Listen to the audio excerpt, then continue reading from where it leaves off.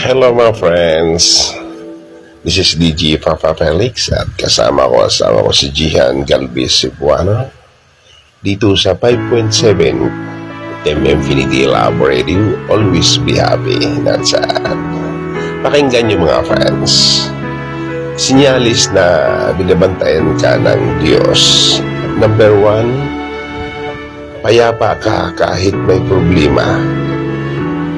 Ang kapayapaan ng Diyos ang mag-iingat sa puso at isipan mo. Sa Pilipos 4:7. Pangalawa, may dumating na tulong sa tamang oras. May taong biglang tumutulong o nagbibigay ng sagot sa panalangin mo. Sinyalis na gumagawa ang Diyos sa awit 34 hanggang verse 73. Tagalog 73 talaga. At pangatlo, lumalakas ka kahit pagod na. Pinalakas ng Diyos ang mahina at pagod. Sa Isaias 40 sa verse 29.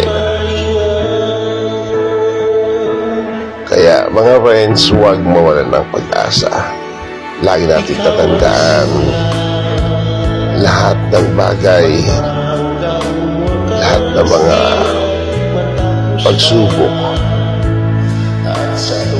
huwag kang manghina, sapagkat Panginoon na handang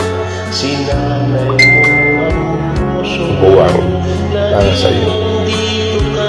Ihiling mo lang, idahil mo lang sa Kanya palagi, at pagtiwala mo palagi sa Kanya. Laging andyan siya para sa iyo. Huwag ka lang mawala ng pag-asa. Ingat ka palagi. Hindi ka nag-isa, my friends. Walang tao na walang problema. Halos lahat may problema. Ang lahat ng yan kalakip habang tayo ay nabubuhay dito sa mundong ito. At ang lahat ng mga experience o karanasan, marami kang matutunan, at isa sabi nga nila, lesson learned.